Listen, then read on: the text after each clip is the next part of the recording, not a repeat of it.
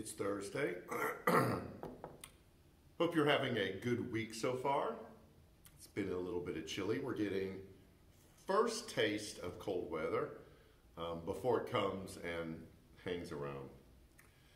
I'm delaying stepping into this It's Thursday video because this one's going to be a little bit more direct, and I'm trying to find a way to say all the things I need to say in the kindest, most compassionate, grace-filled way that I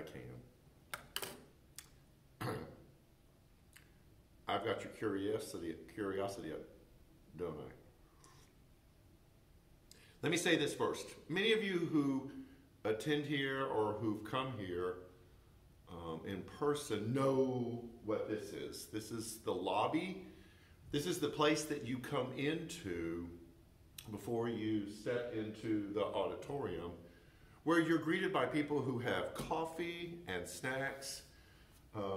This is staffed, so when you come out after service and you want information, you have questions, you want to know about the different events that we have coming up, which I'll hit later, there is someone at this side of the kiosk who's there to answer whatever questions that you have. Even though what goes on in there, even though our worship service is very important to creating a place for people to experience God, this is what sets the tone for what type of church that we want to be. If you go to our website, you will notice that the home page first picture is this lobby. And the reason why we did that is we wanted to present an image of what we believe and what we hope New Community Church to be. And that is a diverse, radically inclusive place that no matter who walks through those doors, that this is a place where you truly and warmly and genuinely feel welcomed. I think that happens in this place. In fact, I can say with a lot of confidence that it happens in this place.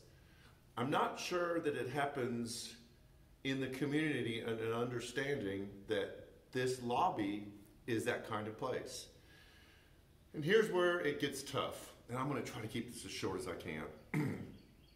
There's been a couple things that have really been bothering me for a while online, and I don't know how to respond to it, and that is different generations poking, probably not in fun, other generations for their insufficiency in being a person. You've heard the term "okay boomer," where the younger generation just kind of offhandedly dismisses perspective, experience, advice from older generations, either the builder or the boomer generation, sometimes even the buster generation. But you also see the reverse. You'll see boomers and older generation post online. You want to confuse a Gen Z or a millennial, write something in cursive, or make them drive a standard transmission car, which are funny, but then I think sometimes they're not, and we know they're not, because our intent wasn't to just be funny. It was to increase the divide. So when I think about how New Community Church was started as a church that fully embraced the idea and the practice of diversity, it was how diversity was defined when this church was founded 30 years ago, the early to mid-90s. Diversity for New Community Church, not that they wanted to specifically exclude certain people or even excluded certain people, but specifically define it as in racial terms, that they wanted New Community Church, because it was new and different back then,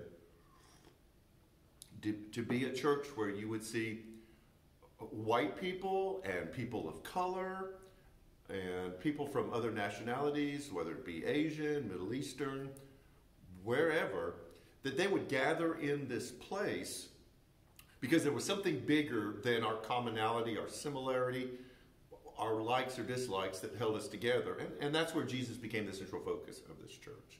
And it worked. It worked really well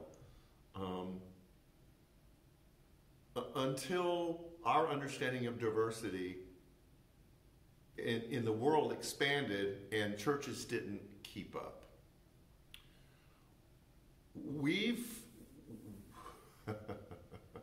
going to get a drink of coffee. We've had a difficult time with COVID. We're hanging it together. We've got a couple really expensive things that we've got to take care of that we probably will make an appeal for in a couple weeks. But we've been able to keep the doors open, and we've been able to keep the lights on, and we've been able to do repairs, and we've been able to pay staff, and we've been able to purchase children's curriculum, and so on and so on and so forth. But we've really struggled since COVID and the election because we've lost that vision of true diversity bigger than just people of color and white people, or how it was originally described. That we have people who are on the far left who stopped coming because they can't believe that somebody voted, that people voted and post things online that seems to not include them in what it means to be a community of faith. We've had people on the far right who have done the same thing because they can't believe that there's people in this church who would vote for the person that they did, or who supported COVID restrictions like they did because it inhibited them and it restricted them. And the things that brought this church together, that made us a very unique, beautiful thing, have been lost because we haven't expanded our definition of diversity as the world has changed. And so we've seen a lot of people not return. And that's fine. Everyone makes their personal choice. And we celebrate the ability to choose wherever you attend or what's going on. But we've got to step up about what it means to truly be a diverse church.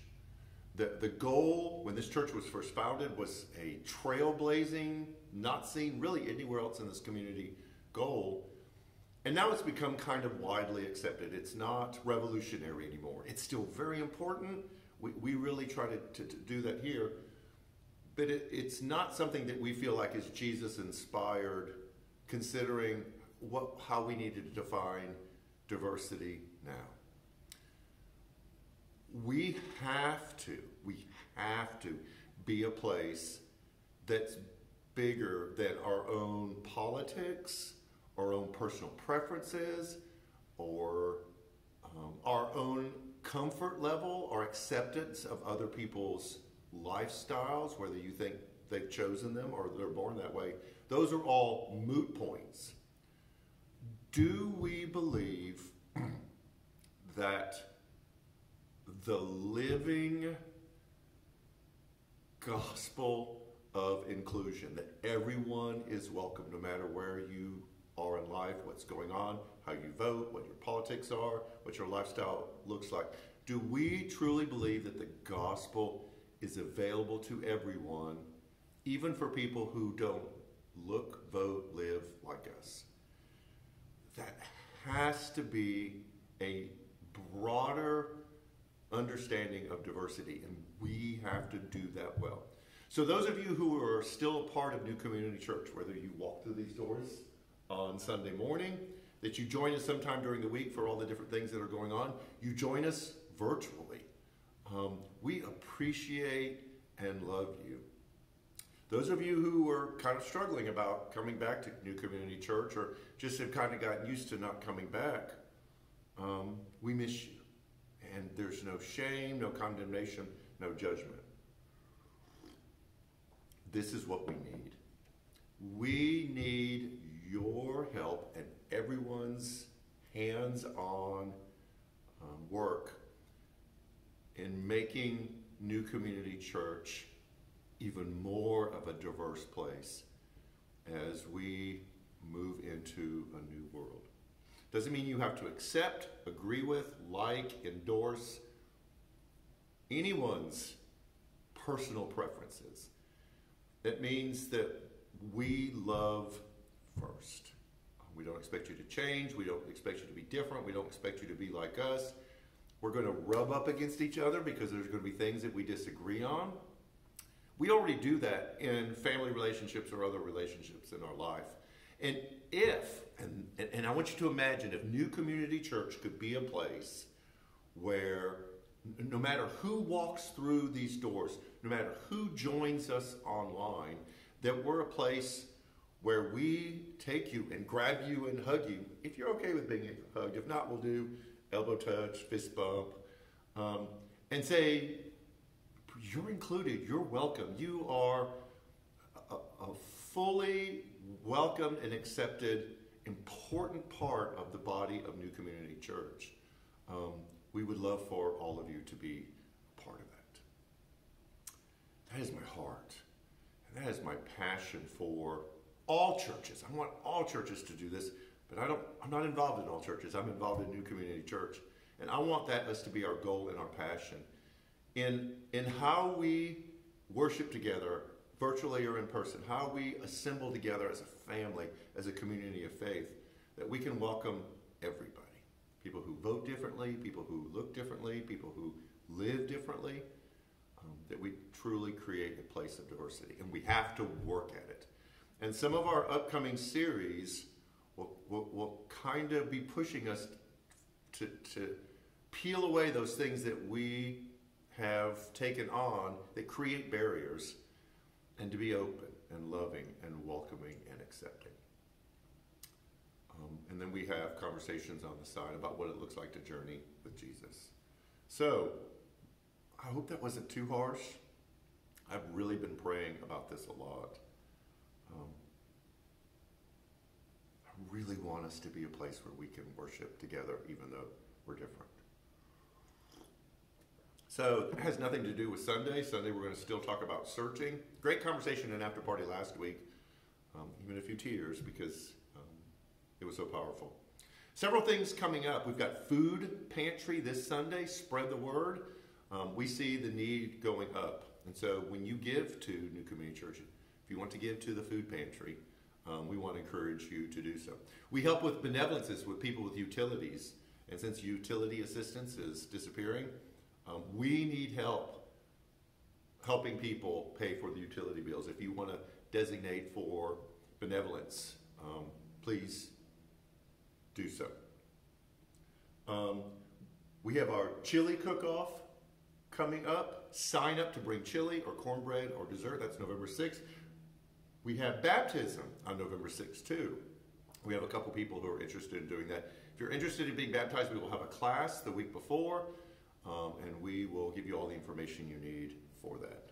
There's so much going on. I've already gone way too long, so I'm going to let you go. I hope you stuck through till the end. Please consider being a part of the work of making this a place where nobody's perfect, but everyone is welcome. So have a great day. Have a great rest of the week. We'll see you Sunday, and take care.